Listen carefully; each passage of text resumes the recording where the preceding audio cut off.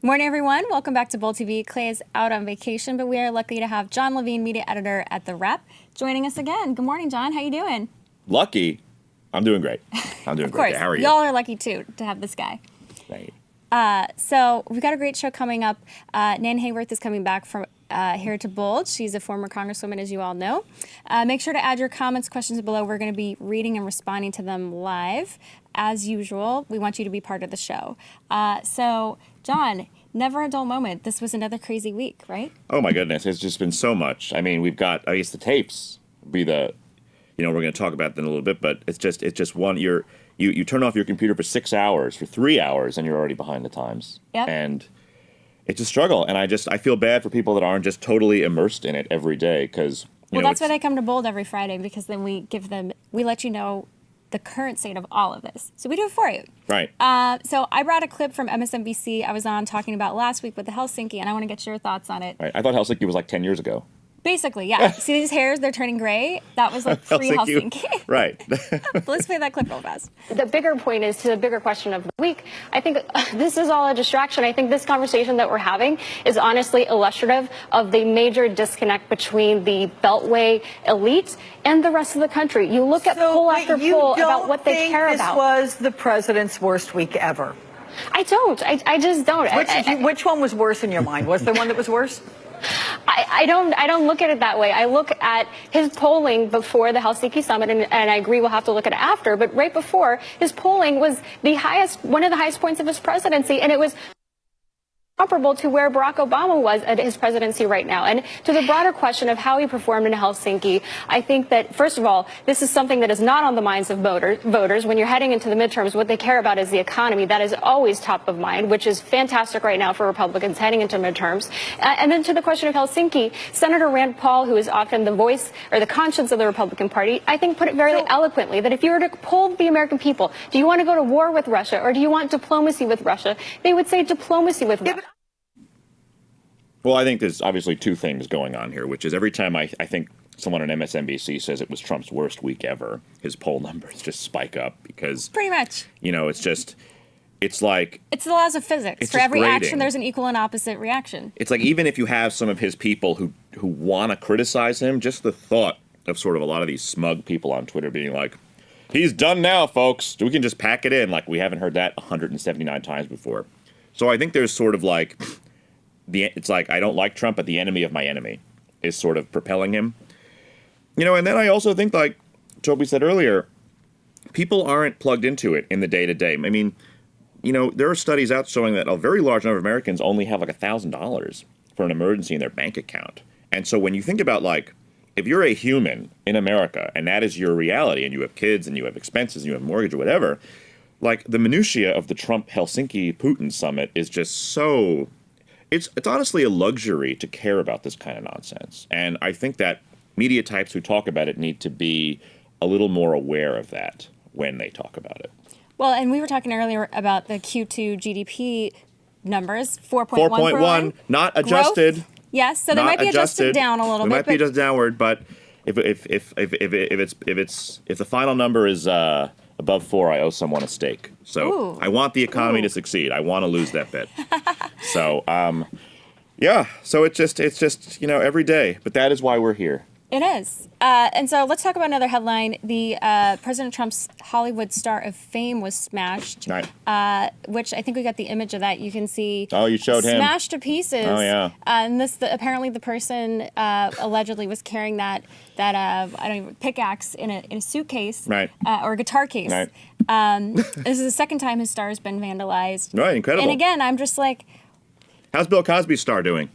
I don't know. How's Kevin Spacey's star doing? Those are good. Those are very blissfully good questions. unvandalized. Good no questions, doubt. No good doubt. questions. But it's again, I think this is creating more of a martyr complex. Right. Which makes me wonder: was the person who did that maybe like a sleeper agent for Trump? Oh my goodness! You think it was a false? This is like Alex Jones now. You think it was like a false flag?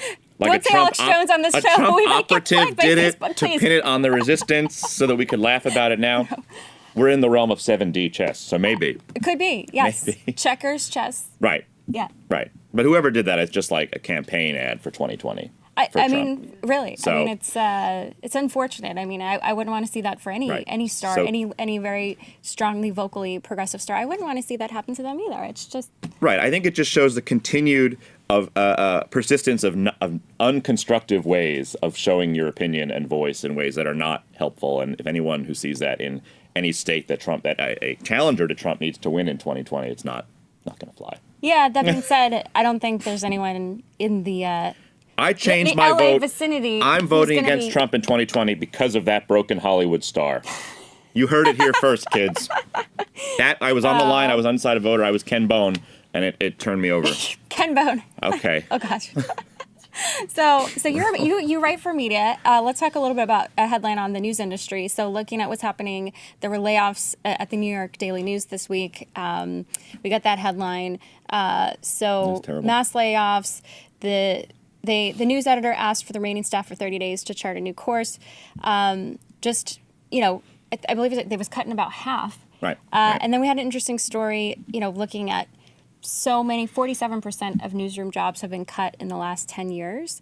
And so we were talking a little bit about this earlier, that for me, as someone who is a conservative, and I just see this big disconnect between the mainstream media and how liberal they are, and then I see their jobs going down, and I'm like, don't you guys see that maybe if you were more balanced, you would have more of an Well- audience, and then people would feel like their voices are being heard, and then you wouldn't have been so upset about Trump because you actually were talking to the entire country, and then you wouldn't have myopia. That's my reaction. I don't like seeing people lose their jobs. It's like, okay, guys, let's change our business model. Let's be proactive. Like, let's do things right here.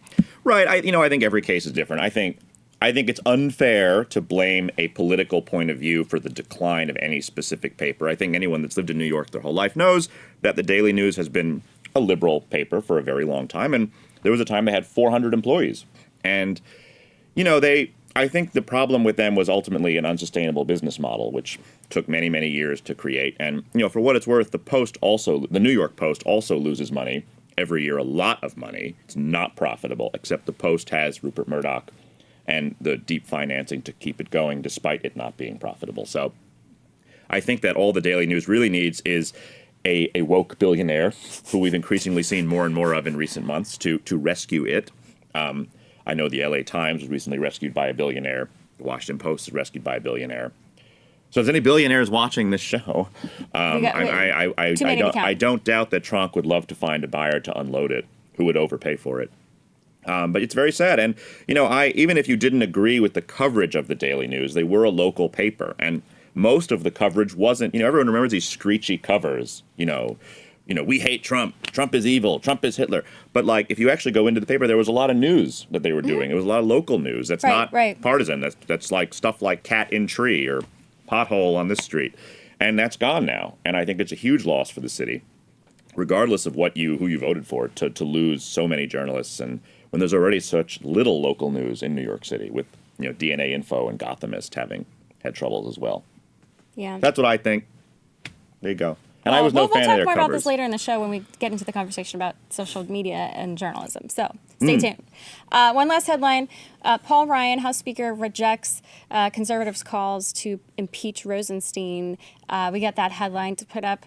And, when I first heard that Jim Jordan and other members of the Freedom Caucus were pushing to impeach him, I thought, well, yeah, Paul Ryan's not going to let that happen.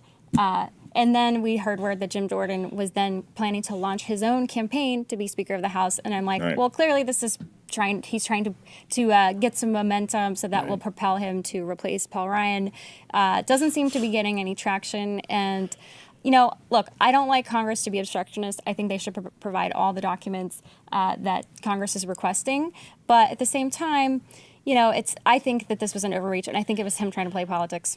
Right. I think, if we've learned anything, I don't know if Jim Jordan will necessarily end up being Speaker of the House. I think this was obviously a publicity stunt. It's made complete sense that Paul Ryan shot it down. Rod Rosenstein has performed his duties, perfectly admirably. I think he's conducted himself very well, as far as we know. And I don't want to make any assumptions about Rod Rosenstein, but I don't think that this publicity stunt from Jim Jordan will be successful in distracting from any of the larger issues that I expect will come up when his campaign gets more serious. We'll see.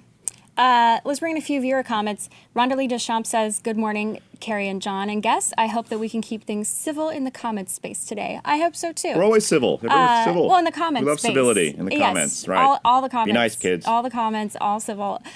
Suzanne Brown says, I hope the vandal goes to prison of the Star. I don't think that's exactly the punishment has to fit the crime. I don't know if it's prison. It's probably more like a fine, but I do hope they catch the perpetrator.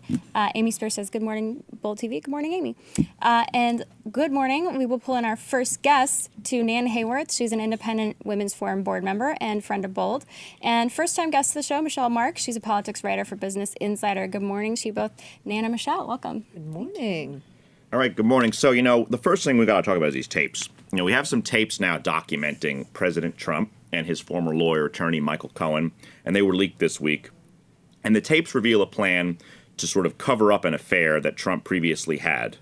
I should say one affair that Trump previously... Alleged affair, right. Alleged affair, of course, right. So obviously you've probably both heard the tapes.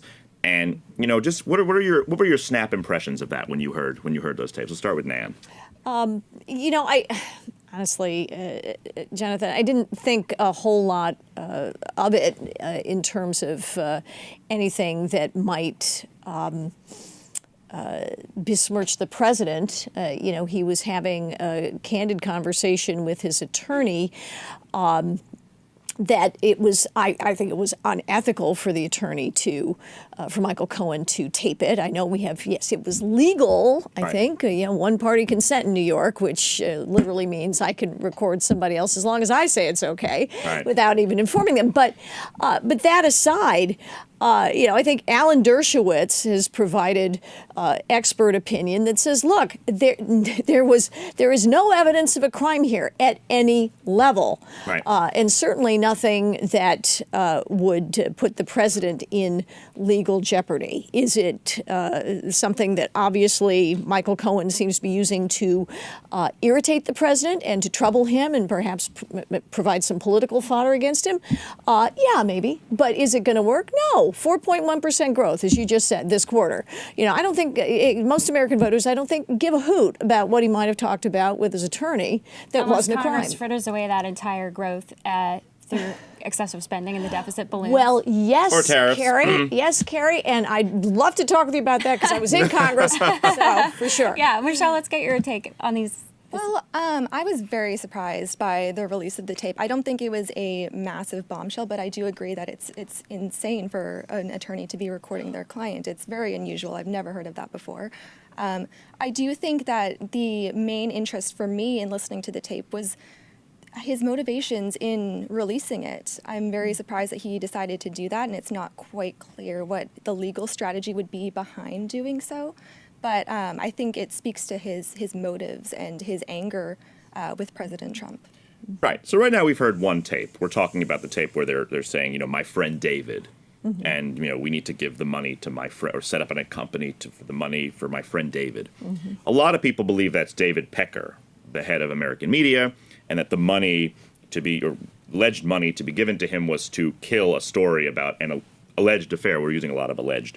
Right. I mean, President Trump has denied. Yes, they are alleged. Right. Yes. So, but this is one tape out of, they say, at least 12 that have been taken. Do you worry that this is just one tape? There's 11 more to go at least. Do you worry about what else could be on any more of these tapes? I think that this was likely the most explosive out of all of the tapes. I think that probably if this is the one that they're releasing, the other ones may be... This is the money shot. Exactly. Yeah, it's like, okay. You Well, think they released... All right. Well, so here's my question, because I'm not worried. I was on MSNBC in that same segment, and I was on HLN this week, and they were saying, well, the reason we're talking about this is because it might be a campaign violation about what they were saying, that this was happening so close to the election, that this is basically a de facto in-kind contribution, and that is a potential crime. And to that, I just kept saying, well, this is all... Everything you just said was speculation. If, and that sort of cloud of suspicion without proof, that goes against due process. Well, completely, yeah. And let's say the likeliest, all hypothetical, but I would presume that the likeliest source of funds would be from the president's own pocket. Right. That's not a campaign finance violation. If that took place, So the whole thing is just, again, there has been, as we all know, we saw the Young Turks segment about it, it's wonderful fodder for rumination endlessly about whether or not the character of the president is, comports with their dreams that they had for Hillary Clinton, who's such a beacon of ethical and moral integrity.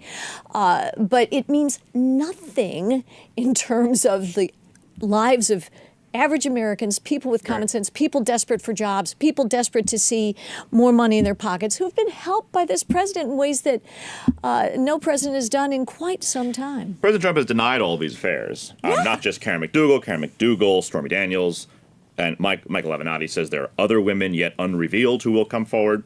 Do you believe him? I believe that the president is the richest. When I say richest, I mean the most vulnerable, appealing target in the world. So it's hardly unheard of for men or women, but typically it's men in that position, to be accused, because then oftentimes there may be some sort of reward involved, whether it be publicity for the person seeking publicity, the accuser, or whether it be indeed some sort of payment. There are definitely instances, and it's been talked about recently in the media, of men in that kind of position, analogous to President Trump's, who just say, look, I am not going to spend the legal fees and get the notoriety to litigate this. I'm going to make this go away. So, Michelle, in your reporting, as it relates to Michael Cohen and not only his work individually, but his work with the president, what have you seen as the most credible allegation against the administration? Or because to me, that's what it really boils down to, is that people don't like the president, and so they're projecting a lot of anger and suspicion on him, and so they want to find that smoking gun. What do you think is the most vulnerable area?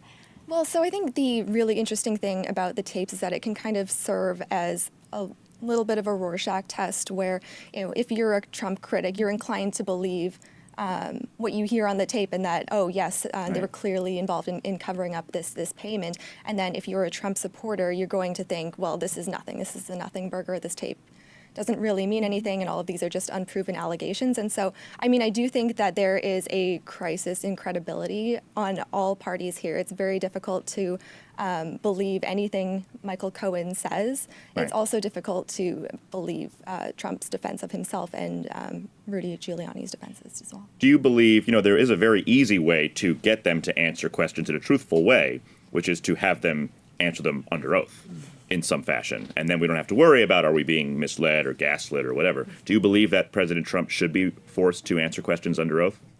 Well, I think that eventually he will have to answer some questions. I'm not sure exactly what sort of form that will take. I think that he will, and Giuliani has said before that it's something that they've been considering. I think they will agree in the end to answer certain things. What restrictions take place for those conversations, I am not sure. Bill Clinton was forced to answer questions under oath. We all remember that. Yes. Congresswoman, I'm Tried to redefine grammar. Right. So why is it unfair to hold President Trump to that same standard? I think I was one of the many Republicans who thought that things went way too far in terms of persecuting, if you will, President Clinton. I don't want to see the president assailed by matters like this when he has so many more important things to do. So I am not objecting to his being held responsible, as any citizen should be, for potential misdeeds. But I'm not really seeing anything here that would justify that level of intervention. Well, and that's arguably what Kavanaugh, Trump's nominee for SCOTUS, wrote when he was part of the Ken Starr investigation. So history often repeats itself. But as far as, I guess, the broader going, where do we go from here, Michelle, in terms of, where is there the end date to all this? Is there an end date? And if not, does that end up creating fodder for Trump supporters to say, look, this guy's not getting a break, and there should be an end date to all of this madness? Just show us your evidence. If you have evidence of a crime, let's all see it. Let's, as a country, reconcile that. But this sort of in-between stuff, it seems that it actually ends up galvanizing his supporters quite a bit. And also galvanizing his opponents as well, I think. I don't see an end date in the very near future, to be honest. I think that this is going to continue to be litigated through the media for a very long time. And I think, other shoes are going to drop and there's going to be many, many more controversies. And I mean, it has to end at some point, but I can't even speculate as to how far away that's going to be. Well, it's complicated stuff. Benghazi was 4 years and there were no indictments. Right. This investigation is less than 2 years old, and we've had several indictments already. On fairly or guilty trivial matters. Well, the campaign chairman is currently sitting in a jail. Well, I mean, but it wasn't for not actions right, taken not during the not campaign. right, not for okay, his but campaign. it certainly highlights very work, grievous exactly. questions of judgment. And it's just you've had you could spread those around a lot, John. Well, John Podesta never went to jail. And there are no. I can't think of any high-ranking Clinton campaign people who are in jail. Well, the Podesta group actually has come and into if they question, did his commit brother, crimes, so, President Trump is president and Jeff Sessions the Attorney General, so they can investigate those crimes. We're But not they really, haven't. we're not seeing anything along those lines. They're going to keep nosing I'm just around. saying the investigation should clear up when all the sort of the rot has been exposed. I don't think it should be rushed, and the American people deserve that. And there's clearly evidence. I mean, you have Don Jr. with the Russian lawyer in his apartment on Trump Tower, and now Michael Cohen. The latest is that Trump actually did know about that with no despite his evidence whatsoever. Right, and they're for denying that. it, and that's going to get. That's the latest Michael wrinkle Cohen's to get litigated. throwing everything at the the media fan that he can. But he would. I mean, he was there. He was the. I mean, he's the keeper of the secrets. So I'm not saying that means he's telling the truth, because he obviously has incentives. One person among a universe. All right. We got to end it there, but we'll keep this coming. So come back, please. Nan Hayworth, Michelle Marks, thanks so much for joining us. Thank you. Thank you. Let's bring in a few viewers' comments. Ryan Adams says, it doesn't matter if it's from his bank account or someone else's. It matters that he spent money to sway the election and didn't report it. What else hasn't he reported? Why won't he open up the books on the Trump org? Or maybe his tax returns. I would love to see his tax returns. That was something that I said in 2016, and I still feel that way. But as far as money to sway the election, this guy Trump had a long-term relationship with tabloids, so it wasn't as if the timing had just to do with the election. Arguably, this guy was trying to kill stories over his entire career, so I'm not convinced by the evidence that I've seen so far. Things change when you're running for president, and you have to do things you weren't doing in your whole entire career, and you have to I would say he should divest from, say, the Trump organization totally and all of his properties, and he hasn't done that. So. Well, we did see Ivanka. So the Secret Service goes and stays in Mar-a-Lago and racks up bills that then go back into his pocket. Well, he gives the profits to does he? the Treasury. That's what he says. He's been known to talk a big talk about giving profits away and then never actually delivering. He has given a salary to Treasury. Yeah, okay. All right. I just hope everyone's holding him accountable to those promises to donate money to the whatever charity just popped into his head 10 minutes ago. I'm with you there. Right. So next we have Louise Matsakis. She's staff writer for Wired. Welcome, Louise Matsakis. Is it Matsakis or Matsakis? It's Matsakis. You got it. Oh, okay, good. Thanks for having me. Okay, so I want to talk about Twitter. So Let's talk about it. Twitter made everyone terrified because they announced 2 weeks ago, okay, we're going to do The Purge, and it was just like the movie. And there was on Wednesday and Thursday, everyone's accounts are going to get slashed, and some people are going to be a lot, some are going to be a little. It's going to depend on how bad you've been and you acquired. And everyone I know lost followers. A lot of people. And yeah, I know this one person who fell by about 75%. Right. I know people who fell by 90%. So it's really I would assume that they were doing something a little fishy there. That's what happened. It's a glass houses situation. But I'll say that. They did it because they want to sort of make the website, I guess the word they like to use is healthier. And flush out the bots and the rot and the Russians and the whoever. What do you think of that?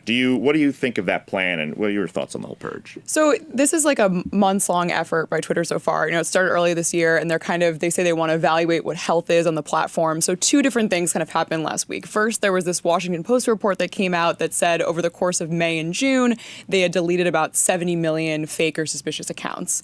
And then they kind of made a formal announcement saying, in addition to that, they were going to remove these locked accounts from people's follower accounts. So these accounts aren't being deleted from the platform necessarily, but they won't be reflected in your followers anymore. So this is, somebody signed up for Twitter, followed you, and then kind of left the platform, and maybe their account got taken over, or, there was some sort of spam, or they were doing something, and it was probably created by a real person, but then their account got locked, and they never logged in again. Right. So, in total, they said it's about 6% of follows on the platform, and it was supposed to be about 4 followers for the average person. So, if you're seeing a whole lot of followers, that might mean that you had a lot of people who weren't really looking at your tweets.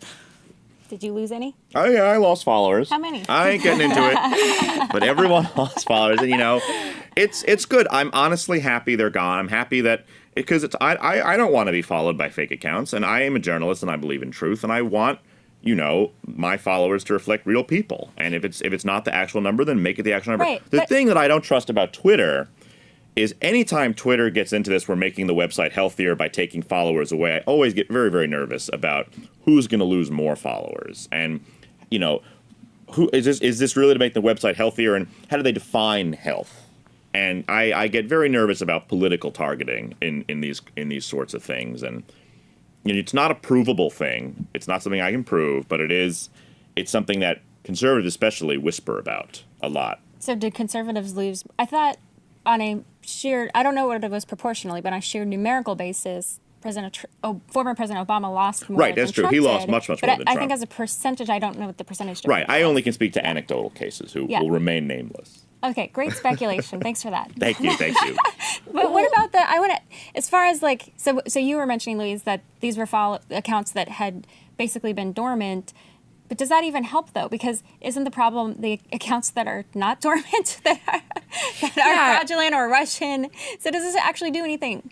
Yeah, I think it's a big help because, like you said, it's going to better reflect the actual influence that people have on the platform. Whether not these kind of dormant accounts that were taken over, or it's not just that they're dormant, but that there was some sort of signal that indicated that they were tweeting a lot of spam, or their credentials were leaked online, or someone else had taken over that account, and the real owner had never come back and said, "Hey, everything's cool here. I'm back, guys. Unlock my account." But yeah, I think it is a good thing. I think it's not in isolation. It's not going to do much, but in tangent with some of these other efforts that they had to remove a lot of spam and a lot of these fake accounts from the platform. But I think what a lot of people are reacting to and what people are suspicious about is kind of these reports that started circulating a couple of days ago that they were conservative. That conservative people were being suppressed on the platform somehow, and I think Shadow banned. Yes, and the term is kind of shadow banning, and what you think that means is, kind of up for debate, but it's, when the platform secretly blocks you from your tweets being seen by other people or something. People have different definitions, but I think that a lot of that is just kind of fear mongering, and I don't think that there's not really anything, there's no conclusive proof that that's actually happening on any sort of political basis. Right. I think the issue here is that people it's really hard to understand how these platforms work. Right. Well, and Twitter CEO Jack Dorsey has said we don't shadow ban, we don't engage in shadow banning. Well, he would say that. Well, yeah, and my friend who worked for George W. Bush, he's African-American conservative. He works with Jack, and he's said publicly on Twitter, I know for a fact that Jack is taking this very seriously, that it's not an issue. So I know that they're doing outreach, and the Washington Post just did a story about how Jack was meeting with conservatives. I was able to meet with him, put a picture up about meeting with him, with a small group of conservatives here in New York. And so it's, I know that he is in good faith trying to reach out to conservatives, and I admire that. So. Well, it's tough because you're obviously referring to the Vice News article, which caused quite a stir this week, which found, now, I don't want us to use the term shadow banning because it obviously does mean different things to different people. But I will say that what they found, an objective finding, that when they typed in prominent Republicans into the search bar, and one was Ronna Romney McDaniel, the current RNC chairwoman, her name was not auto-populating. But if you type in Tom Perez, the DNC chairman, his name does auto-populate. And this wasn't just one example. They found many, many, many other examples where Republicans would not auto-populate on the search bar, and Democrats did auto-populate. You don't want to call that shadow banning, that's fine. But that's something nefarious, because it's not just, it's an algorithm snafu, because it's an algorithm snafu that only seemed to affect Republicans. So I'm very, very skeptical of this whole, it's just complete coincidence. Some accounts didn't auto-populate and now we're shadow banning. It wasn't just some accounts. And I think that's what got lost in the whole backlash to the shadow banning article? Yeah, I mean, I have a couple of responses to that I think are important to say. Is that, first of all, it was not like a scientific study that was done across like hundreds of accounts or anything. This was one Randomly reporter, sampled. maybe other people in the newsroom, but from what I understand, it was one reporter typing into his own search bar, and your search bar is customized. So if he followed a lot of Democrats already, or people who also followed those accounts, it's possible that those were surfacing And he more works quickly. for Vice, so I don't know. I'm right, and I think that's what made the story much more potent, was that Vice News is a very liberal outlet, and it was basically, an example of a liberal outlet saying, look, something weird is happening. And they did admit that there was some sort of search issue, but I think it is important to say that it wasn't as though their followers weren't seeing their tweets, or that if you had clicked through, it was just not auto-populating in the search bar. There are kind of some technical. I mean, I think that I admire that Twitter came out and said, yeah, we were having a search issue, and I do think that these things are complicated and they're difficult because people don't understand what's happening when you see something like that, even if it is anecdotal or even if it is a lot of accounts. I'm surprised at your willingness to accept the explanation of a large tech company over the evidence freely presented in front of your eyes. Hey, but she's speaking out for a Especially scientific method. Yeah, I think if this was a conclusive study that had been done across 100 people's different search bars, if this had been something that they had more than just kind of an anecdotal report, to me it's just not conclusive evidence of. And I think there's a jump from this is happening to this is happening because there's a political bias within this company. Right. I have a feeling if it was the other way around with liberals, we'd be having a very different conversation broadly in the tech media world. But Well, yeah, actually, in fact, and I say that as a center left Yeah. person, I just strive to be fair and treat everyone to the same standard and equally. And well, to that point, I saw. So I get the Neiman Harvard Daily Newsletter, and they ran an article that they had linked to. I can't remember if it was original or where it was from, but it was being critical of the Google News alerts, and they were saying that the Google News alerts are hopelessly right-wing biased as relates to the Google algorithms. He specifically did they do a scientific study? Well, that's the thing is, it wasn't. What he did was he said not. he wanted to catch up on the Helsinki summit, so he typed in the Helsinki summit, Putin into Google News, and he said the very first four were all Fox News related, either something about Tucker Carlson or something Fox original or citing something a Fox columnist. And so he was like, this is nefarious. The Google News algorithm is so right-wing. So, I mean, it's certainly something, again, it's not scientifically based. It seems to be, I mean, if anything, the Vice reporter being so liberal and the Vice newsroom being so liberal, maybe that's a case, arguably, they should hire more conservative reporters to help check their algorithm, too. I also think what this shows is how much of a black box these algorithms are, and that it's really difficult to have a scientific kind of comprehensive study about this because we're not allowed to view them. They're trade secrets. We're not allowed to see how they're doing this, and I think that's part of the problem, and something that everyone in the political spectrum can agree on, is that we don't know how these companies necessarily make their decisions. Certainly, and I think that the end result, if they keep with these shenanigans, will be some form of government regulation. And I think that, honestly, both liberals and conservatives would probably come around to some position that, these platforms have become so powerful and they're so significant in affecting our daily lives that, we regulate television, regulate radio, regulate the other forms of mass media. I think the day is coming. The problem is that sort of, the old timers on these committees, it's like, what is the internet? A series of tubes. Right. No one has any confidence in those people writing regulations for Silicon Valley. So it's very, very tough, and I don't know that I have an answer, but some kind of regulation. Well, we're going to have to bring Louise back to give us All those right. answers as it keeps going on. Thanks so much, Louise Metz. Thanks for having me. So let's bring a few viewer comments. Cheyenne Reed says, algorithms are created by people, so there can still always be bias. I agree. Absolutely. Yeah. Filed Katie under Carey duh. says, John Kerry, did either of you lose a lot of followers? I lost a few, I think. I didn't do the math, but I would guess it was probably less than 0.01%. I am not getting into any, please. Emmett Lyon says, there's a moral standard to uphold when you run for president, surely. And so people aren't concerned about the truth anymore. Hey, look, I agree we need moral standards for running for the presidency, but I think there's moral versus legal, and that's the big argument right now. Right. As far as legally, did he commit crimes? In 2016, the American people ruled on what their moral standards were for the presidency, and it would turn out to be a very low bar. Well, it certainly well, they would argue that Hillary's standards were lower. Right. Yeah. So right. Well, it's, between Hillary and the Access Hollywood tape, the American people made their choice. Yeah. So That's indisputable. Well, and then let's see. Bettina Marie says moral standard. LOL, come on, when were the morals when Jackie had a miscarriage and JFK was off with his mistress? Give me a break. Pulling in some history there. Hey, the sooner we can get rid of Kennedy-esque as a compliment, the better.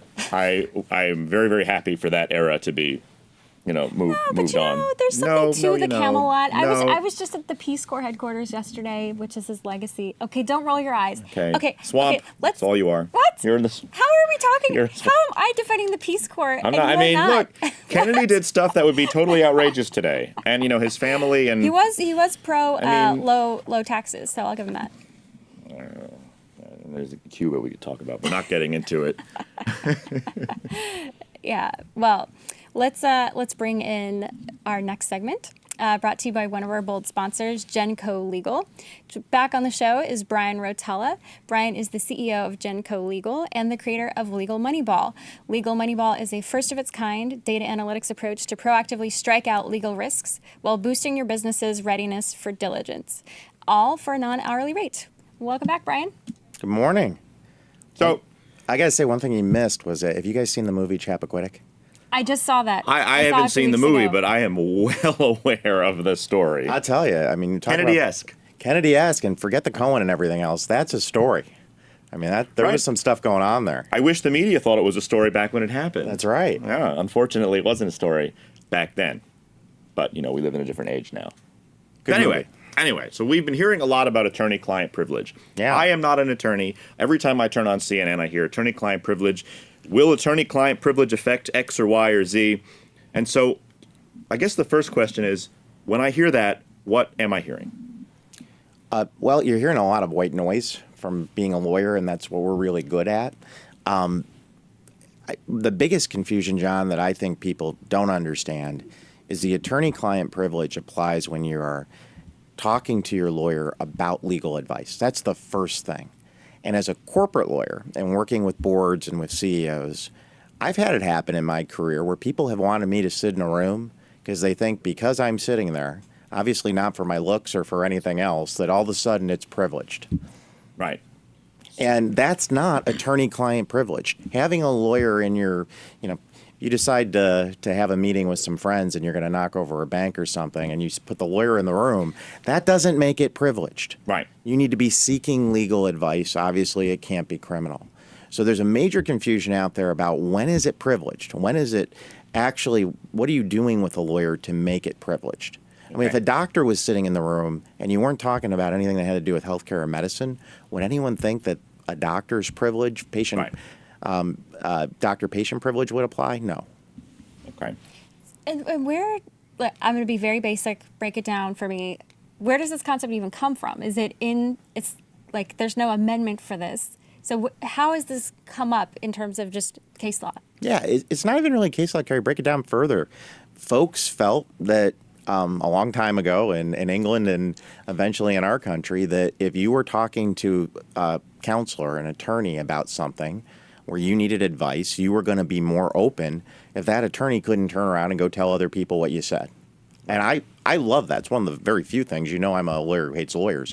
I think it's one of the best things we got going is that people can speak to us freely, sometimes more freely than than we want.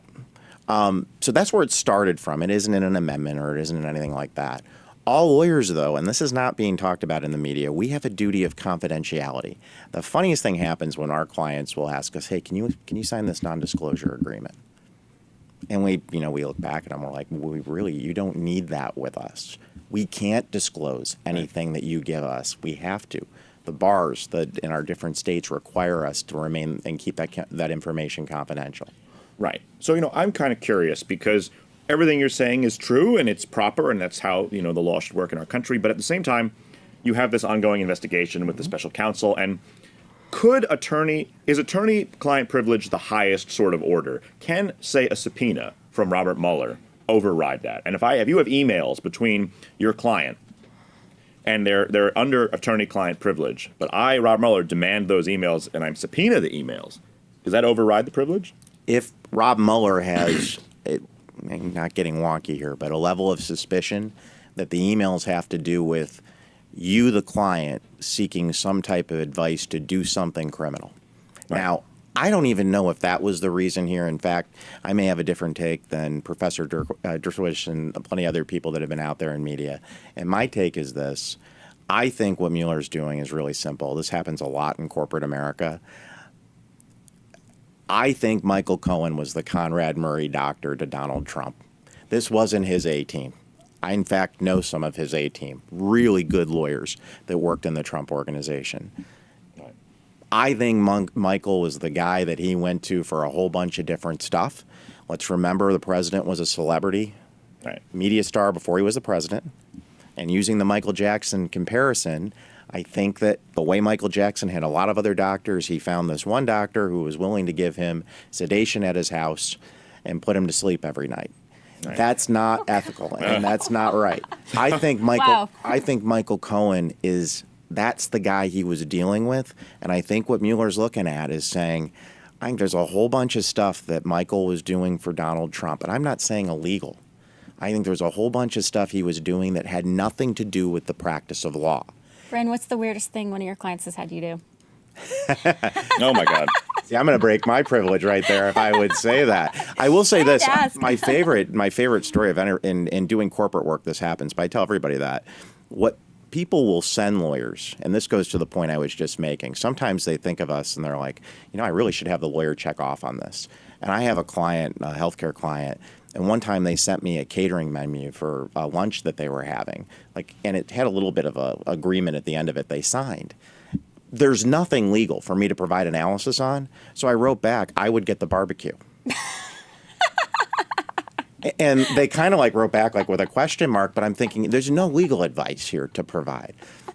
Big point on this is I think the problem that President Trump has with his Better Call Saul, using the Breaking Bad reference, was that Michael was not really a lawyer. And that's where, and I have been involved in large companies. I've had an associate of mine when I was vice assistant general counsel to a large company where a court ordered him to answer 150 questions that a trial lawyer was who was bringing a case against our company, because he felt and agreed with the trial lawyer that my associate corporate attorney was not just giving legal advice, he was giving business advice.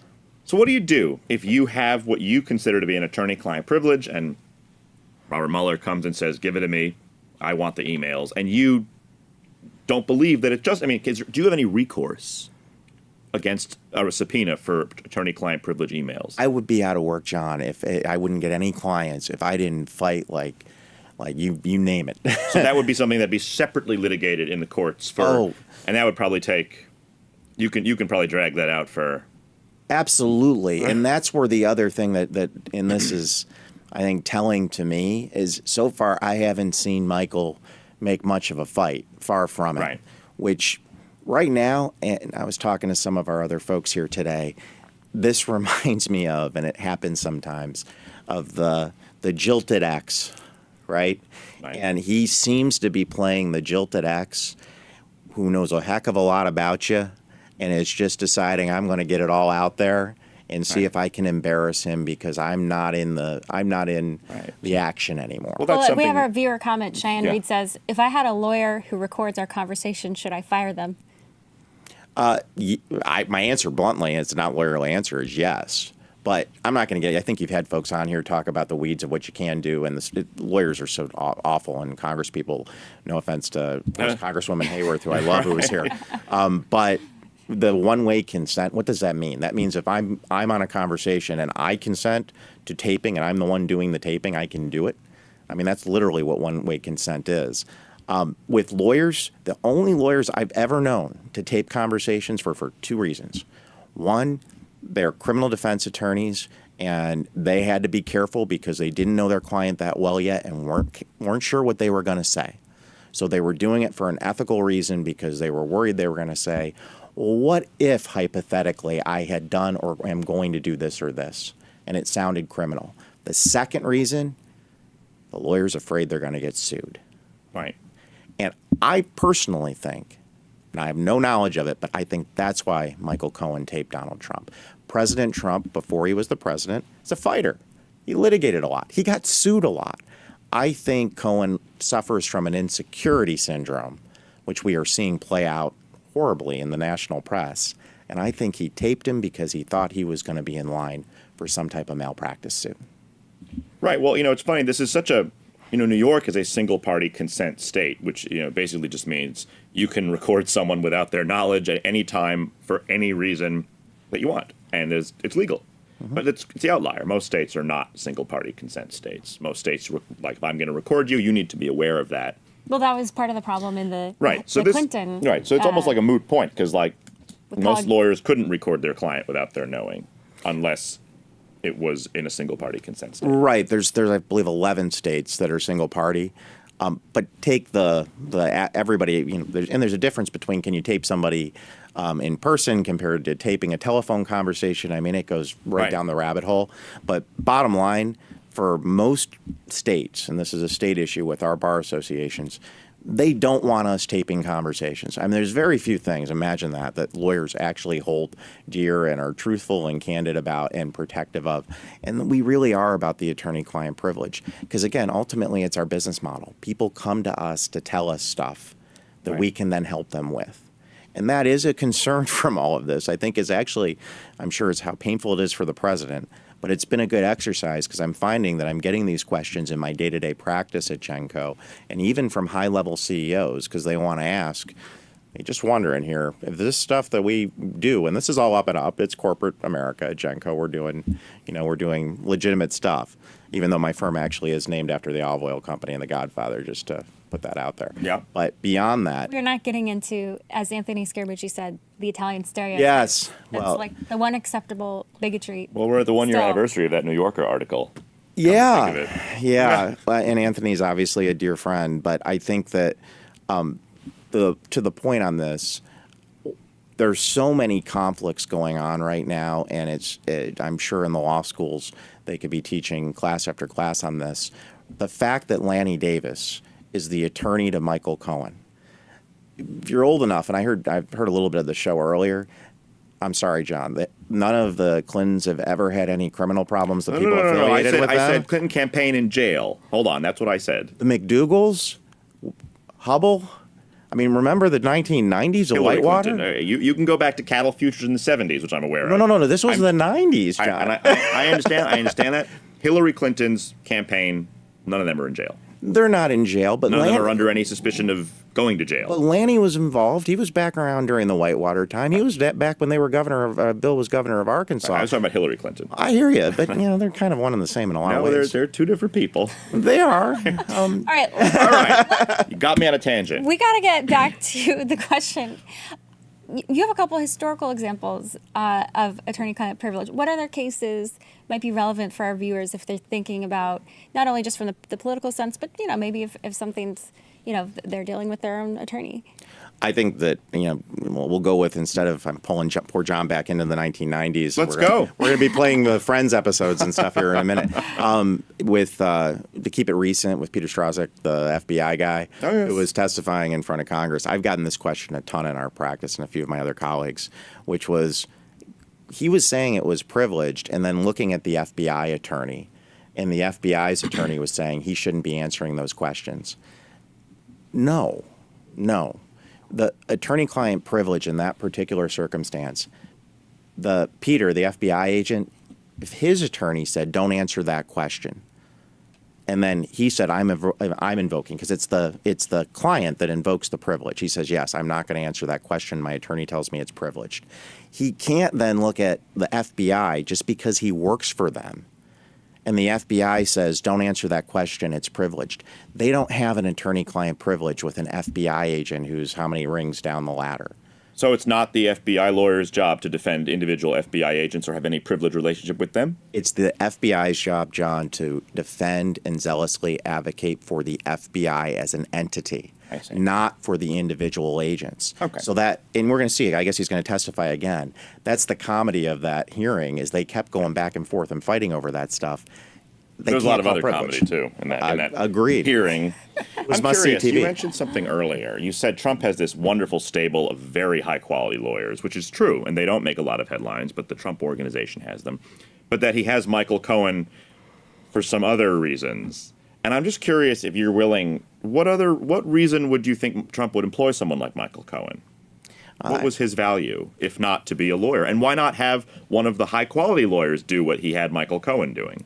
I'm not sure that Michael was actually practicing law. And I think that's... What was he doing? It's a great question. I think that a lot of CEOs have fixers, they have doers, and I'm not talking about anything criminal. They have people they can trust that do grunt work. And I'm not talking about paying off stuff. Right. I'm talking about grunt work. And with all due respect to Mr. Cohen, he looks to me like he was the grunt of this Trump universe. And I think what we're seeing right now is a guy that maybe had an inflated ego as to what he actually was, speaking out and acting out. Fixers. What do you know anyone who has a fixer personally? Do I know any personal fixers? Do you have anyone who you know has a fixer this is my fixer? Or do you know any fixers? Oh, God, yeah, I do. And nothing criminal. There's tons What do they of, fix? What is stuff they fix? It's a great question. Tons of CEOs have, candidly, I consider a chief strategy officer a job of a fixer. Okay. And there's tons of lawyers that work as chief strategy officers for legitimate and large companies across this country. And they provide business advice, but they happen to have a legal background. Because when I hear fixer, I just think right to like all the movies, and I think right to Michael Clayton. Right. I think like, here's a bag full of money, go away. I do not think of it's not a word that evokes entirely above the board activity. You'll agree. Yeah, I will agree. And look, I'm not John. One thing I wouldn't disagree with is I would not personally hire Michael Cohen or employ Michael Cohen. And I think that the president, if he had a do-over or a mulligan, because I know he loves golf, he would not have done it either. But does that raise to the level of the amount of media that we have on this right now about, in my opinion, a B-League attorney at best who was running a lot of errands for the Trump organization? And back to the question you asked, his general counsel for the Trump organization is now, I believe, the senior Middle East liaison, a guy by the name of Jason Greenblatt. I personally have met Jason. He's an Orthodox Jewish man. He's one of the best lawyers and best men I've ever met. Worked in that organization for 20 years. All you have to do is follow him or your audience, look up Jason Greenblatt. That's a quality person, and that was his GC for the Trump organization for all those years. He did hire him, held strong straight lines on what they were doing. What he was doing with Cohen, I can't say. All right. I don't know. Well, we're going to bring you back, and we'll talk more about this once we know more. Yeah, I'm pretty sure we'll have more to say in a few months Yep. about what Michael Cohen was doing. I think he often provides us a lot of hits and a lot of media. Yeah. All right. Thank you. Thanks, Thanks, Brian. Our last segment is our Bookster segment. Bookster is a website for book lovers and much more. Joining us now is Nathaniel Popkin. He's the co-editor of Who Will Speak for America.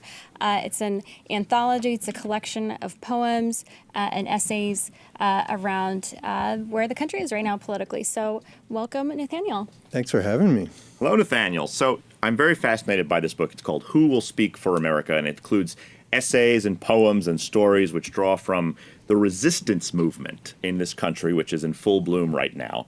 So, first question, how did this book come into being?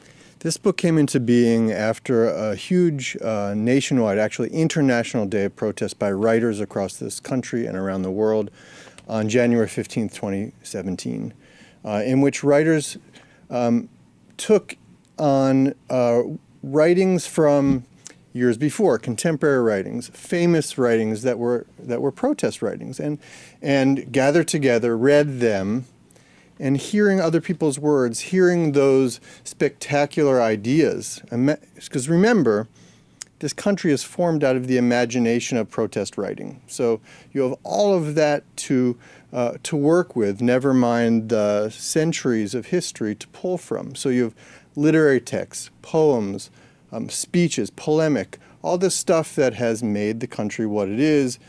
Writers got together to speak those words, and it was very powerful in the week before the Trump inauguration. After that was over, I was asked well, can we turn this into a book? What can we do to make this a book? And on that day, for the most part, writers, and some of the most famous and important writers in the U.S. took part, were mostly reading other people's writings. And we thought, well, we can't do that here, but we can ask folks to put into their own words and respond to this question. Now, where does this question come from? the question, who will speak for America, is from a speech that we actually had a writer read in Philadelphia. And it is from the Barbara Jordan's address to the 1976 Democratic Convention. She was the first black woman to address the DNC. The DNC. And she asks, after Vietnam, after Watergate, who then will speak for America? And she wasn't feeling very cynical. She was trying to get people to unify around American ideals.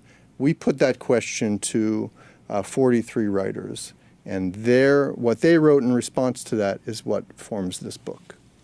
So, as a conservative who didn't vote for Trump but is probably planning to vote for him in 2020, I read the book with a lot of interest, and I have to give you guys credit because, to me, it was a much more positive way to channel frustration and anger and to create, I don't agree with most of it, but that it's a much healthier expression, I think, rather than going and bullying people on the street and including, some of my family members have been bullied by resistance people who are Trump supporters.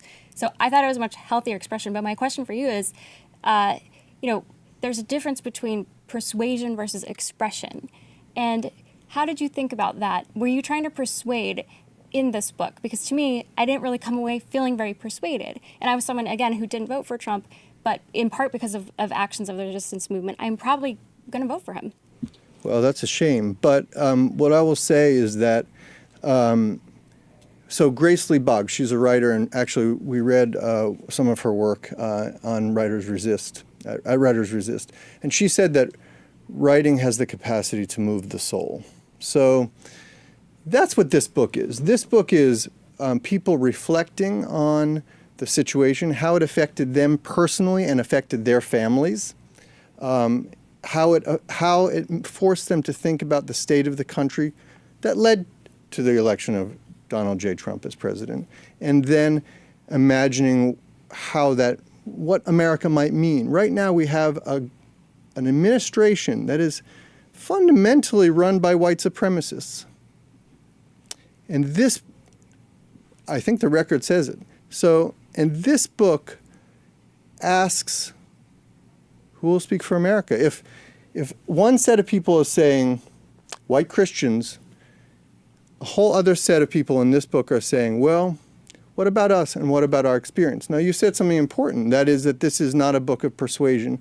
And I don't think we meant it to persuade in the slightest. I think it was meant to serve as a reminder of what a strange moment in history this is. I think it's also to serve as a reminder that words can be used, and this is why literature is important. This is particular in this country. America is made from words, uniquely among countries in the world.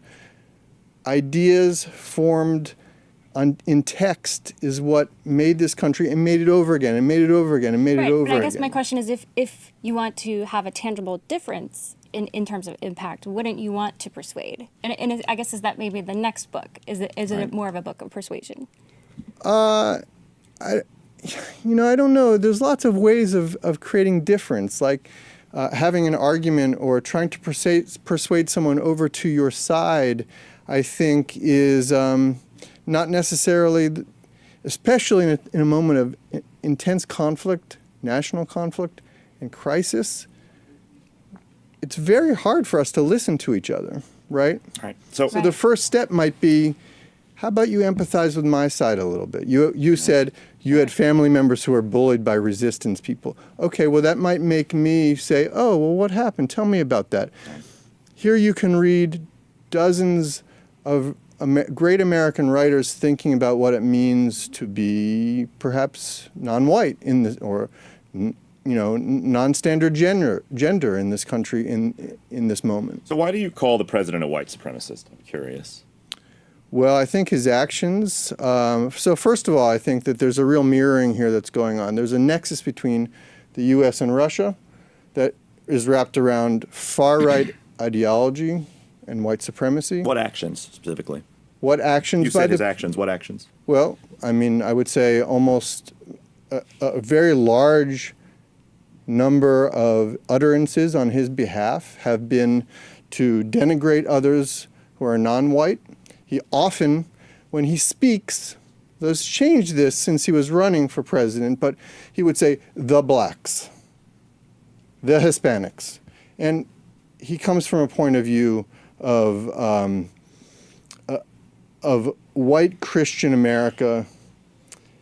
Well, I think Because the he's a good Christian. I don't think the I think Christians the would people agree who with said that. 2 Corinthians. No, they voted is for not him. really someone who doesn't But even know you how again, to you speak to quote his the Bible. utterances. I think What Jeff- utterances I are think- what you say you speak to utterances, but do you have any specific examples? I would say the examples that were pulled in the court case yesterday regarding the U.S. Census to back up the judge's ruling that said the case can go forward. They were anti-immigrant.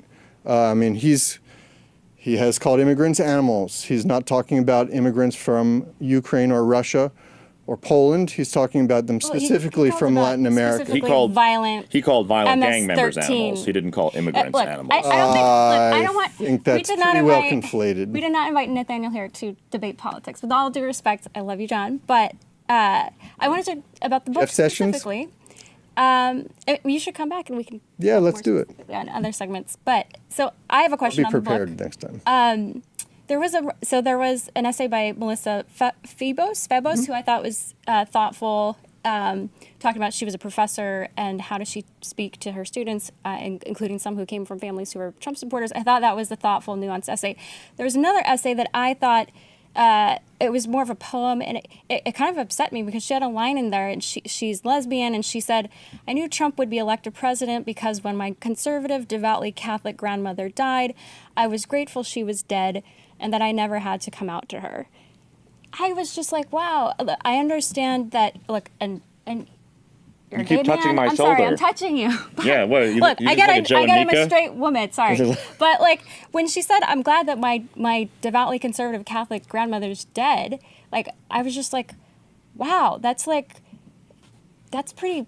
That's your grandma, you know." Like, and I get that she was struggling because she didn't want to come out to her. I get that, but like, feeling like joy that someone died, to me, that's like, wow, that upset me.